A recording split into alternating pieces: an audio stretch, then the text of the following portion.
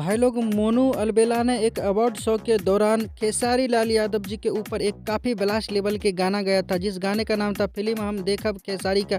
चिंटू पांडे का पापा का रिएक्शन देखिए, वीडियो शुरू हो रहा है। अच्छा अच्छा अच्छा ओके ओके, फिर तो आपको मैं एक बात बताऊंगा।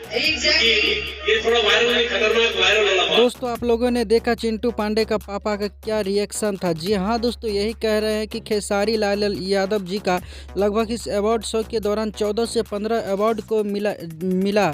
और दोस्तों, आप लोग को बता दूं, डोली सजा के रखना का सबसे ज़्यादा अवार्ड शो में अवार्ड मिला गया है इस फिल्म का, जो कि काफ़ी बेहतरीन फिल्म है खेसारी लाल यादव और अमरपाली दुबे का। तो दोस्तों, खेसारी लाल यादव कहीं पर भी रहते हैं तो उसका जलवा जो है क़याम रहता है। तो आप लोग देख ही चुके होंगे कि जैसे ही मोनू अलबेला ने गाना गाया, खेसारी के नाम लिया, उसका पापा का रिएक्शन देख के तो आप लोग को पता ही चल चुका होगा।